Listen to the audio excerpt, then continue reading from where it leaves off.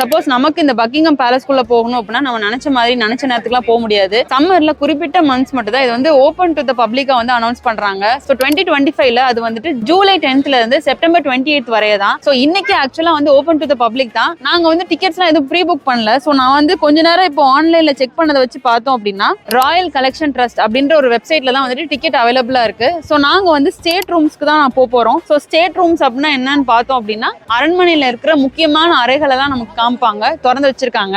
So இன்னைக்கு டேட்டுக்கு August 30 3:30 நாங்க போகலாம்னு நினைக்க போறோம். ஸோ ஆல்ரெடி இப்போ டைம் வந்து 1 மணி ஆக போகுது. ஸோ நாங்க லஞ்ச் முடிச்சுட்டு வரதுக்கு கரெக்டா இருக்கும். ஸோ நாங்க 3:30 புக் பண்ண போறோம். அட்வான்ஸ் புக்கிங் பண்றோம் அப்படின்னா நமக்கு 32 பவுண்ட்ஸ் வருது ஒரு ஆளுக்கு. பட் நம்ம வந்து இப்போ இமீடியட்டா புக் பண்ணி போறதுனால ஒரு ஆளுக்கு 35 பவுண்ட்ஸ் வருது. ஸோ இது வந்துட்டு உங்களுக்கு கைட்லாம் வேணுமான்னு கேட்டிருக்காங்க. நமக்கு அதெல்லாம் வேணாம், நம்ம அங்க போய் அப்படியே பாத்துக்கலாம். No check out now. So 2 பேருக்கு 70 பவுண்ட்ஸ். ஓகேவா?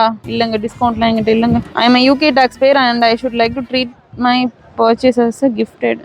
இமெயில் அட்ரஸ்லாம் கொடுத்துட்டு இமெயிலுக்கு வந்துட்டு நமக்கு சென்ட் பண்ணிடுவாங்க போல.